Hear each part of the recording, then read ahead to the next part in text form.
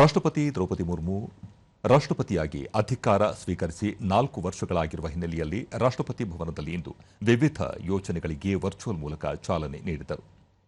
ಬಳಿಕ ಅವರು ಕಳೆದ 4 ವರ್ಷಗಳಲ್ಲಿ ಭಾರತದ ಶ್ರೀಮಂತ ಸಾಂಸ್ಕೃತಿಕ ಪರಂಪರೆ ಮತ್ತು ಸ್ವಾಭಿಮಾನದ ಪ್ರಜ್ಞೆಯನ್ನು ಸರ್ವರನ್ನು ಒಳಗೊಂಡ ಬೆಳವಣಿಗೆಯೊಂದಿಗೆ ಪುನರುಜ್ಜೀವನಗೊಳಿಸಲಾಗಿದೆ. ರಾಷ್ಟ್ರವು ಈಗ ತನ್ನ ಬೇರುಗಳಿಗೆ ಮರಳುತ್ತಿದೆ ಮತ್ತು ಅದರ ಸಾಂಸ್ಕೃತಿಕ ಮತ್ತು ಪ್ರಜಾಪ್ರಭುತ್ವದ ಆದರ್ಶಗಳ ಬಗ್ಗೆ ಹೆಮ್ಮೆ ಪಡುತ್ತಿದೆ ಎಂದು ಹೇಳಿದರು. ದೇಶಾದ್ಯಂತ ಭಾರತೀಯತೆಯ ಚೈತನ್ಯವನ್ನು ಮತ್ತಷ್ಟು ಬಲಪಡಿಸುವುದು ಸರ್ಕಾರದ ಪ್ರಾಥಮಿಕ ಉದ್ದೇಶವಾಗಿದೆ.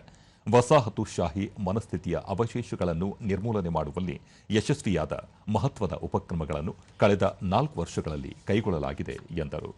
आत्मगौरव की भावना को नई ऊर्जा मिली है।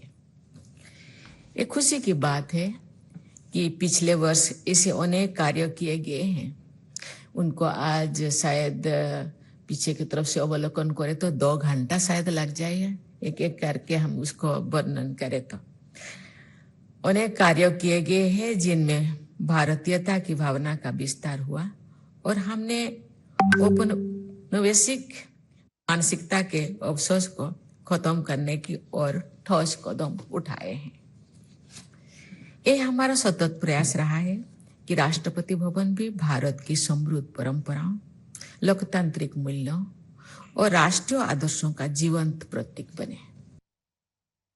ಇದೇ ವೇಳೆ ರಾಷ್ಟ್ರಪತಿಗಳು ಮಕ್ಕಳಿಗಾಗಿ ಬಚ್ಪನ್ ಬಾಲ್ ಪರಿಸರ ಉಪಕ್ರಮವನ್ನು ಉದ್ಘಾಟಿಸಿದರು. ಈ ಉಪಕ್ರಮವು ಕಿಲ್ಕಾರಿ ಎಂಬ ಹೆಸರಿನ ಮಕ್ಕಳ ಆಟದ ವಲಯವನ್ನು ಒಳಗೊಂಡಿದೆ. ಇದು ಮಕ್ಕಳ ಬೆಳವಣಿಗೆ ಮತ್ತು ಅಭಿವೃದ್ಧಿಗೆ ಸುರಕ್ಷಿತ ಮತ್ತು ಪೋಷಣೆಯ ವಾತಾವರಣವನ್ನು ಒದಗಿಸುತ್ತದೆ. ರಾಷ್ಟ್ರಪತಿ ಅವರು ಬಾಲ ಪರಿಸರಕ್ಕೆ ಭೇಟಿ ನೀಡಿದ ಸಂದರ್ಭದಲ್ಲಿ ಮಕ್ಕಳೊಂದಿಗೆ ಸಂವಾದ ನಡೆಸಿದರು.